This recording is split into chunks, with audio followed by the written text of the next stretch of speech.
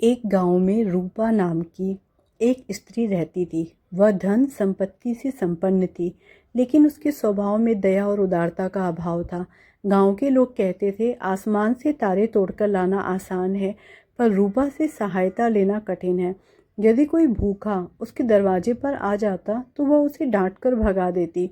किसी गरीब, असहाय या ज़रूरतमंद की मदद करना उसने कभी नहीं सीखा था।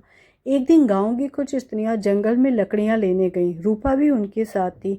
सभी अपने अपने कंडों में लकड़ियां भर रही थीं।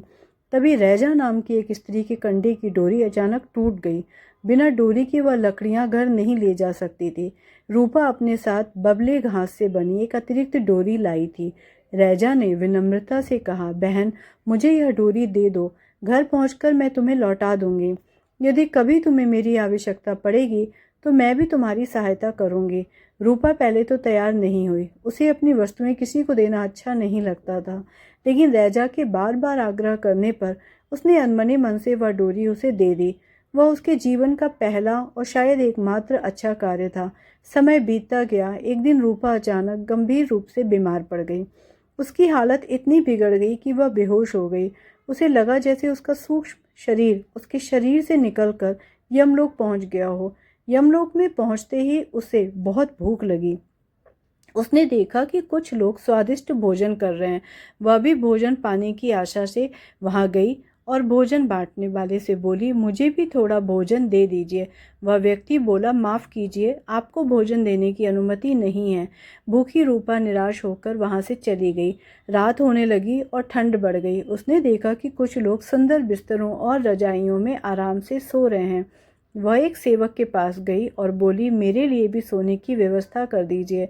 सेवक ने जमीन की ओर इशारा करते हुए कहा, आप यहाँ सो सकती हैं।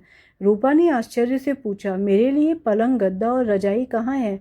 सेवक बोला, आपको ये सब देने की अनुमति नहीं है।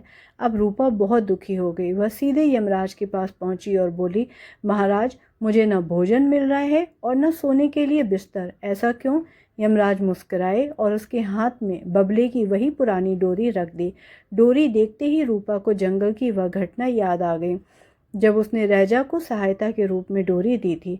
यमराज बोले, रूपा, पृथ्वी पर मनुष्य जो कर्म करता है, यमलोक में उसे उसी के अनुसार फल मिलता है। जिन लोगों को यहाँ स्वादिष्ट भोजन मिल रहा है, उन्होंने अपने जीवन में भूखों को भोजन कराया था। जिन्हें अच्छे बिस्तर मिले हैं, उन्होंने गरीबों को वस्त्र और बिस्तर दान किए थे। फिर उन्होंने कहा, तुमने अपने पूरे जीवन में केवल एक ही अच्छा कार्य किया था, रैजा को बबले की डोरी देना। इसलिए यहाँ तुम्हारे हिस्से में केवल यही डोरी आई है। रूपा की आंखों में आंसू आ गए। उसने डोरी को बिछाकर सोने की कोशिश की, लेकिन भूख, प्यास और ठंड से पूरी रात तड़पती रही।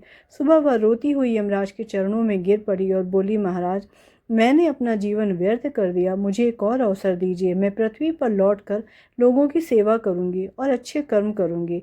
यमराज को उस पर दया आ गई। उन्होंने कहा, यदि तुम्हारे मन में सच्चा पश्चाताप है तो तुम्हें एक अवसर दिया जाता है। अगले ही क्षण रूपा का सूक्ष्म शरीर उसके मृतप्राय शरीर में लौट आया। गांव वाले उसकी अर्थी तैयार कर रहे थे, तभी उसके शरीर में हलचल हुई और वह धीरे धीरे उठ बैठी। उस दिन के बाद रूपा पूरी तरह बदल गई। उसने भूखों को भोजन कराना शुरू किया, गरीबों की सहायता की और ज़रूरतमंदों के दुख दूर करने का प्रयास किया।